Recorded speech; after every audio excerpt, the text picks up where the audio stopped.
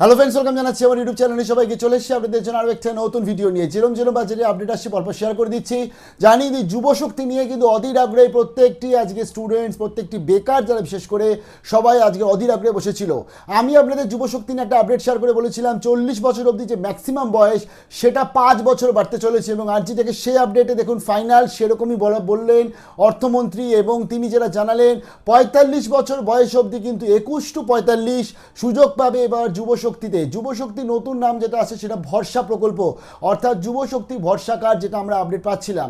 কি কি চলে আসে যুবশক্তি ভরসা কার্ডে, কারণ সবাই কিন্তু পাচ্ছে না যুবশক্তি। এটাও আমরা শেয়ার করেছিলাম যে অনেক জায়গায় কিন্তু অনেক স্ক্রুটিনাইজড হবে, বাট স্ক্রুটিনাইজডের আগেই আটকে যাচ্ছে অনেক অ্যাপ্লিকেশন। যুবশক্তির নতুন যে নিয়ম নিয়ে চলে আসছে পশ্চিমবঙ্গ সরকার। কি কি নিয়ম আসছে? প্রথমত যুবশক্তি যে ভরসা কার্ড, এই প্রকল্প চালু হচ্ছে এখনই নয়, প্রকল্প চালু হবে অক্টোবর 2026-এ, অর্থাৎ 3-4 মাস পর থেকে কিন্তু প্রকল্প চালু হচ্ছে। এবং এই যে যুবশক্তি ভরসা কার্ড আসছে, এক্ষেত্রে আজকে যারা গ্র্যাজুয়েট পাস করা স্টুডেন্টস আছে তাদেরকে দেওয়া হবে 3000 টাকা, এবং যারা বিলো গ্র্যাজুয়েট রয়েছে অর্থাৎ মাধ্যমিক বা উচ্চ মাধ্যমিক পাস করা যারা রয়েছে তাদেরকে দেওয়া হবে 2000 টাকা। আবার বলছি, মাধ্যমিক বা উচ্চ মাধ্যমিক পাস করা বেকারদের দেওয়া হচ্ছে 2000 টাকা, এবং গ্র্যাজুয়েশন যারা কমপ্লিট করে রেখেছে বা মাস্টার্স কমপ্লিট করে রেখেছে তাদের দেওয়া হবে 3000 টাকা, যারা বেকার রয়েছে বর্তমানে। তার সাথে এগুলো তো সব ঠিক আছে এত অবধি, বাট এর সাথে একটা এলিজিবিলিটি ক্রাইটেরিয়া, একটা ইম্পর্টেন্ট পয়েন্ট যোগ করেছে অর্থমন্ত্রী। সেখান থেকেই ধরতে গেলে 90% মানে 80% যুবরাই অন্তত কেটে যাবে, বাকি 20%ই থাকবে, এবং তারাই ফাইনালি টাকাটা পাবে। সেটা হচ্ছে কি, মিনিমাম ফ্যামিলি ইয়ারলি ইনকাম, মানে maximum family yearly income 1 lakh টাকা, যেটা যথেষ্ট বর্তমানে জিডিপি বা বর্তমানে ইন্ডেক্স অনুযায়ী বা বর্তমানে যে দ্রব্যমূল্য বৃদ্ধি সব কিছু দেখে 1 লক্ষ টাকার মধ্যে ইনকাম থাকতে হবে, তাহলেই আপনি কিন্তু বেকার ভাতা বা যুবশক্তি যেটা বর্তমানে ভরসা কার্ড সেটা পাবেন।